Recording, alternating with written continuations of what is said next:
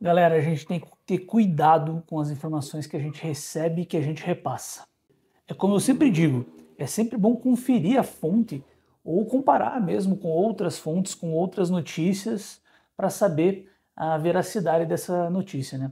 Mas eu acho que nesse caso que eu vou falar hoje, não se trata somente de uma fake news aleatória.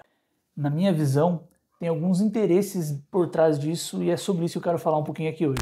O fato é que dois repórteres da Folha de São Paulo, aquele Glenn Greenwald e mais um outro lá que eu não sei o nome, soltaram uma informação de que o ministro do STF, né, o Alexandre de Moraes, ele teria recebido um pendrive com informações analisadas e obtidas pelo TSE, né, sobre investigados nos inquéritos das fake news e que esse pedido teria sido feito pelas redes sociais de uma maneira informal. É claro que eu estou falando aqui, né, do próprio Alexandre de Moraes e seus assessores. Esse pendrive teria mais de 6 GB de informações sobre os investigados e sobre as outras coisas e teria sido entregue diretamente ao ministro, né, através de meios informais, sendo considerado então um abuso de poder, né, como foi divulgado primeiramente por alguns veículos midiáticos. Logo, muita gente acreditou nesse fato, ou seja, a reportagem ela induzia o leitor, né, o ouvinte, né, dependendo de onde você estiver consumindo a notícia, a pensar que o Alexandre de Moraes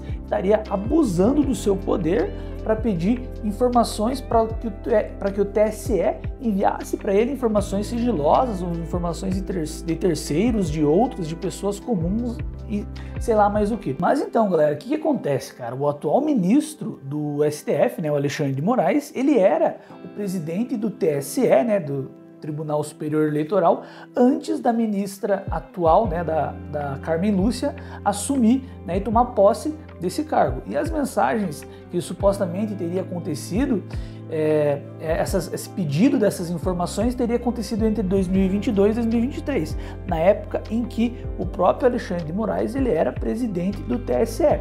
Logo, não tem um necessário abuso do poder, já que o próprio Alexandre de Moraes ele era tanto ministro do STF na época como o próprio, né, presidente do TSE.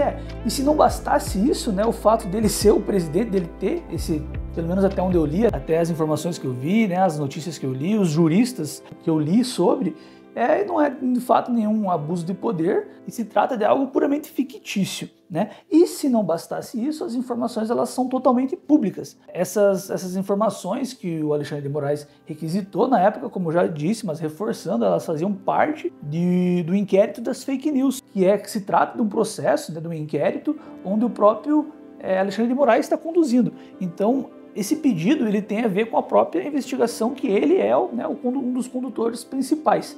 Então, né, vê que essas acusações, que a forma que saiu essa notícia na internet, nos veículos, nas mídias, ela soa muito tendenciosa e ela leva a crer outras coisas, né? Então essas fake news, essas notícias que são, a gente não sabe qual é o interesse por trás disso, mas com certeza tem alguma coisa, elas levam as pessoas a pensarem coisas que não necessariamente são, né? Isso é muito perigoso, né?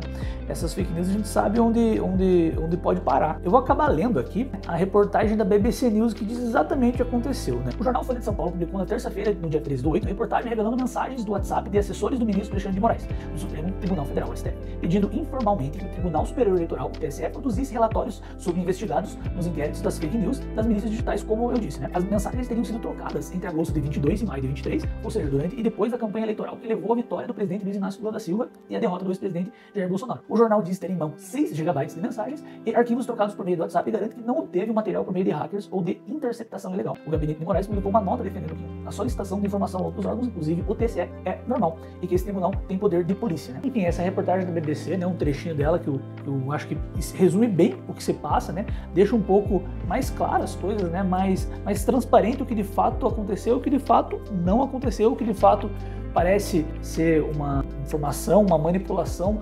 tendenciosa da informação. A própria reportagem, né, vocês podem ver, é dito que outros juristas, outros governantes, com exceção da extrema-direita, com a exceção de políticos bolsonaristas, e todos eles, né, todos esses juristas, especialistas, né, os governantes, né, e como disse, com exceção da extrema-direita e de políticos bolsonaristas, todos eles repudiaram, né, e disseram que isso é puramente ficcional. Só que o problema, cara, é que o estrago ele já acontece, né?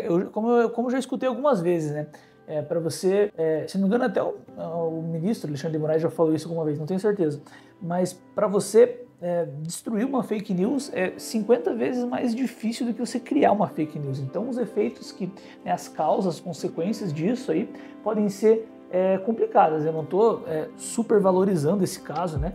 Nem eu sei a dimensão que teve, as notícias já correram. Não que tenha comprovado algo, não, mas pelo menos deixaram mais claras as coisas, né? Não de uma maneira sensacionalista como foi feito pela manhã. Mas o fato, na verdade, é que isso serviu de munição, né? Para pessoas que já são contra o STF, né? Que já são contra esse equilíbrio dos poderes, que por mais que tenha as suas inúmeras deficiências, né? A gente sabe o quão importante é essa questão do equilíbrio dos poderes, pelo menos eu acredito isso. Então isso já serviu, né, de base também para pessoas que são contra o STF, que são contra os ministros, né, que querem que eles não existam mais, né, enfim. E isso pode ser um pouco perigoso, né? Eu acho que esse é um dos pontos que eu trago essa reflexão, né? E é louco, né? Porque hoje de manhã, realmente, eu estava ouvindo esse podcast diário da Folha, que eu escuto, e realmente os repórteres estavam falando sobre esse caso. Eu não dei muita bola a princípio, né? E durante o dia eu percebi que alguns grupos de WhatsApp, realmente, né? Eu recebi em mais de 2 ou 3 grupos algumas imagens reforçando o pedido de impeachment do Alexandre de Moraes, né? Falando que ele tinha abusado do poder, enfim, algumas coisas, né? Algumas chamadas desse tipo que eu já falei, putz, aí tem alguma coisa aí, né? Enfim, a partir disso que eu acabei indo atrás desse assunto, né? E entender um pouquinho melhor. E novamente, né? Vocês sabem o quanto eu boto fé no poder que as mensagens propagadas através das redes sociais têm, né? Então é isso, cara. Um dos pontos que eu trago aqui, que eu tiro, obviamente, né? É que existe um interesse por trás de uma notícia como essa, né? De quem soltou essa notícia. E outra, para deixar claro também, eu não estou aqui passando pano pro Alexandre de Moraes ou sendo qualquer tipo de devoto dele ou algo do tipo, né? Eu não sei exatamente qual é o conteúdo desses 6 gigas de informações, né? Pode ser muita coisa, pode ter informação dos mais, né? A gente não sabe exatamente, né? Hoje o conteúdo, pelo menos, a gente não viu. Então é sempre bom a gente se manter atento, né?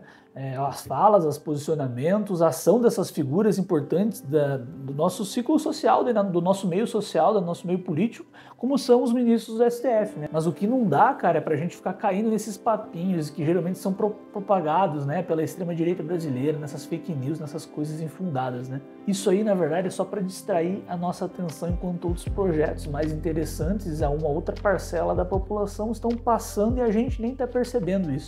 Então é isso aí, galera. Hoje um vídeo um pouquinho mais rápido, um pouquinho mais curto, mais direto, né? Mas eu acho que eu senti a necessidade de falar sobre esse assunto. Então eu agradeço novamente aí, como sempre, você que ficou até o final do vídeo, você que pelo menos viu um pedaço só, ou você que me apoia de alguma forma, aí, o meu muito obrigado de verdade por estar aqui acompanhando esse meu projeto pessoal. Me conta aí se você curtiu esse formato de vídeo um pouquinho mais rápido, um pouquinho comentando algumas dessas notícias. E de verdade, eu gosto de quando as pessoas interagem comigo sobre o meu canal, né? Esses dias eu encontrei um conhecido na rua que fazia muitos anos que eu não via, e ele comentou no meu canal que assina e assiste, né, e tal, e isso me deixou, né, muito feliz. Então eu sei que realmente tem algumas pessoas que gostam, né, de me ouvir falar, que gostam de compartilhar ideias comigo, né, então por isso que eu gosto de reforçar que a opinião de vocês para mim é muito importante também, né?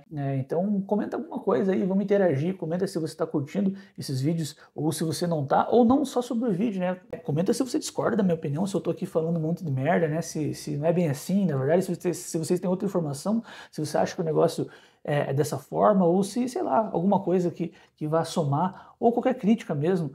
Enfim, se você tem o costume de ver esses vídeos aí, compartilhar um pouco da minha opinião, trocar um pouco dessa ideia, pensar um pouco sobre esses assuntos, se inscreve no canal, deixa o likezinho aí, comenta aí embaixo o que você achou, né? Não só sobre os vídeos, mas sobre a própria ação, né, desses políticos, sobre essa questão das fake news, né?